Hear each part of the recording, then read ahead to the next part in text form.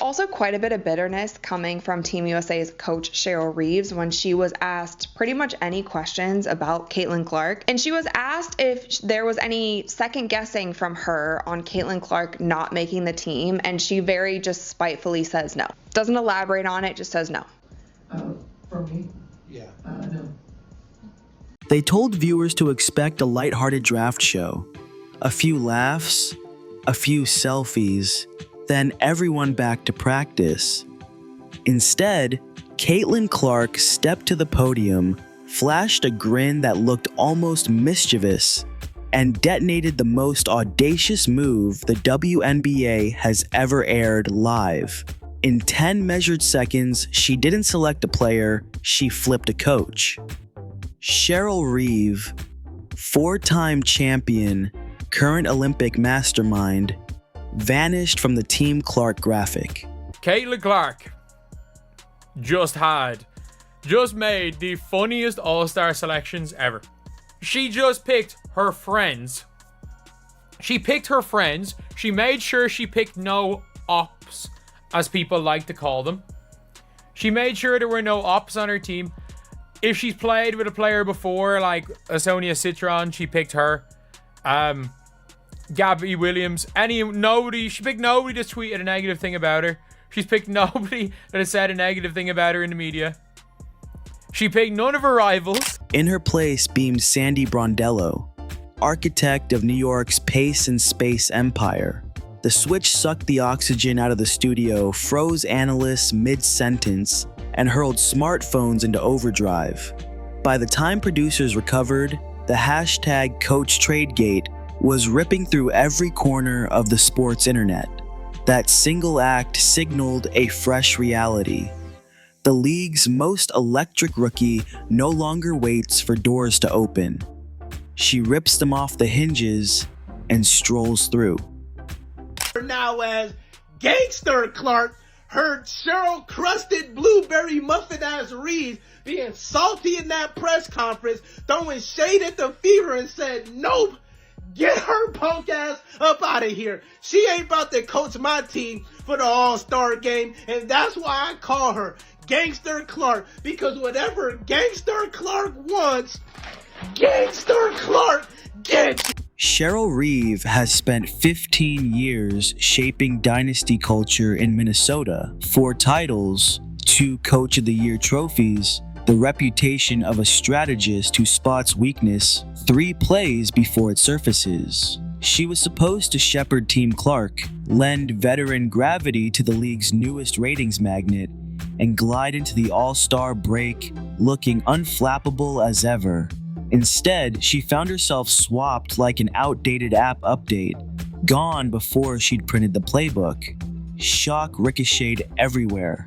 WNBA lifers who'd watched Reeve lock horns with legends wondered aloud, when has any all-star captain ever moved a coach as if she were a spare draft pick? The WNBA All-Star Draft was fun between Caitlin Clark and Nafisa Collier, the team captains, picking the players, picking the rosters. But the most interesting aspect was the coach swap, because Clark traded Cheryl Reeve, who was the coach of her team, or was to be the coach of her team, to Collier for Sandy Brondello, the coach of the New York Liberty. Television history coughed up no example. Even the NBA's wildest fantasy drafts never dared that glitch.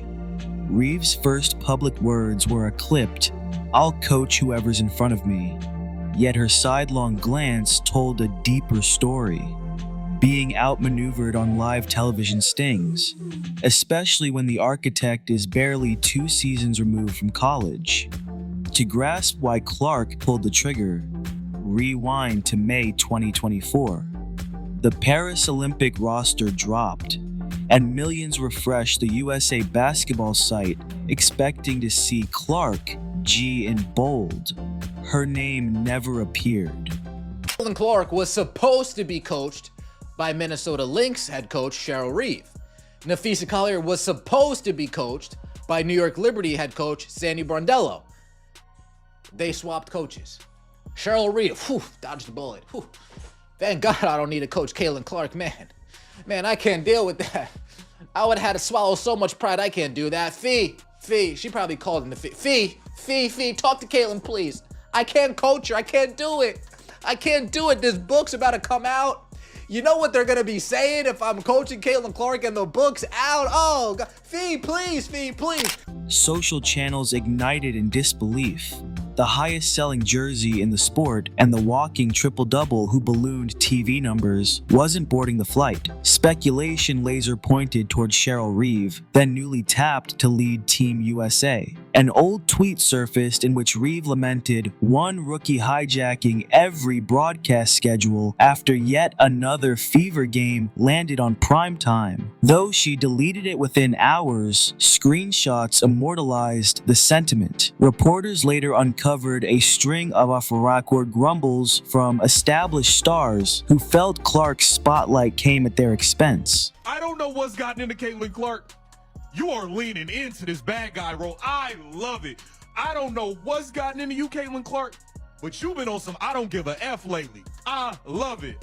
Oh my God, I cannot believe she just eviscerated and embarrassed Cheryl Reeve on national TV like that. They said, hey, would you like to make a player trade? It's better yet, I'll do you one better. Get this fucking coach up out of here. Hey, Caitlin Clark ain't playing, bro.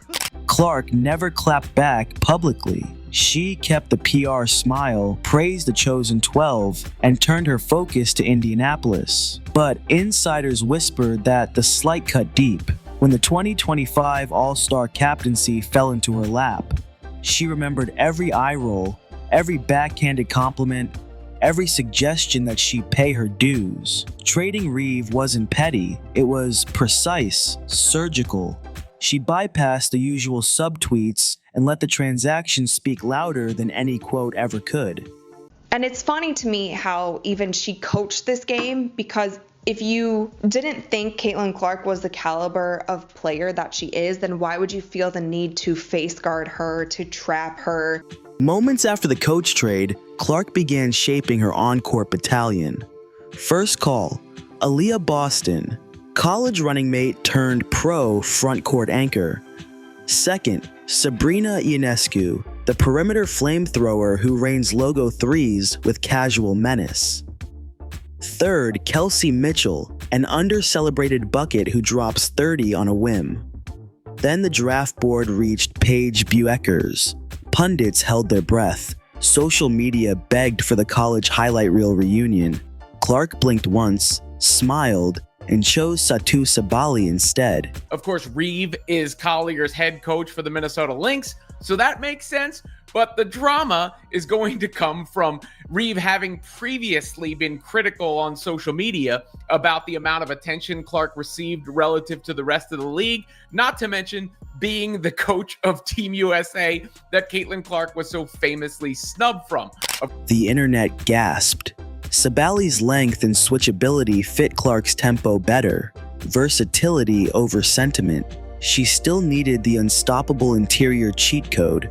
So with her next turn, she snagged Aja Wilson. That sealed the meme that blasted across timelines within minutes. Team Caitlin, no ops allowed. If you'd thrown even a hint of shade during Clark's rookie whirlwind, you were politely steered to Team Collier.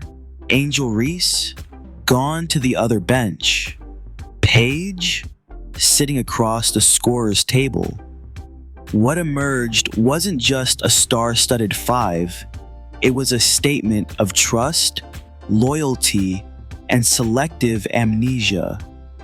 Clark assembled shooters to stretch the court, multi-positional wings to crash lanes, and an MVP to erase mistakes. Every possession would be a sprint, every three-point line turned into a runway, and every defender forced to pick between leaving Clark open or gifting Wilson single coverage. Spoiler, there is no correct choice. Nafisa Collier watched the chessboard flip and responded with brute geometry. Her first pick, Brianna Stewart, business partner, fellow Unrivaled League founder, and two-time MVP, who eats mismatches for breakfast. Next, she doubled down on interior muscle, Nneka Ogwumike, Alyssa Thomas, players who crush glass, bang bodies, and punish guards for wandering into the paint. The real needle came when Collier scooped Angel Reese and leaned into the microphone. Me bounds. One word, 2 syllables, a playful twist on the insult that Twitter once hurled at Reese during her collegiate rivalry with Clark. The studio swallowed a collective laugh. Clark's face didn't flicker. Inside, fans screenshot the moment, captioned it "Stone Cold Kate," and racked up 500,000 likes before the commercial break. Collier's roster oozed strength but raised tactical eyebrows. Could a lineup stacked to the rafters with power forwards survive Clark's 7-second blitz? Or was the captain banking on turning the showcase into a wrestling match in sneakers? The coach trade sent the league office into mild panic. There was no clause forbidding it because no one imagined anyone would try. In other All-Star formats, captains swap draft picks, not staff. Within an hour, reporters cornered a spokesperson who admitted, "The captains run the show, we just stage it." Translation: the league had been outmaneuvered by its own rating savior.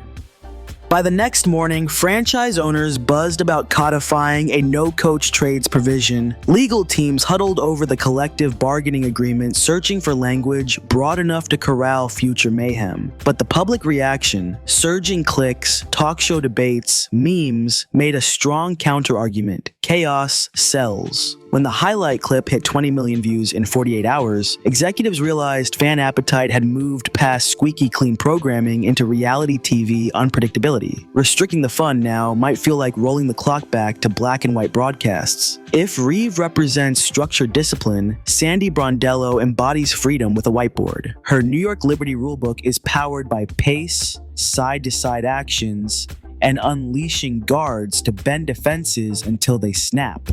Give her Jonquel Jones screening, Sabrina spotting, and Brianna slicing, and she turns the court into a carnival ride.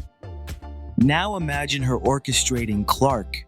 Gone is the Indiana experiment that parked Clark in the corner as a decoy while veterans auditioned their mid-range.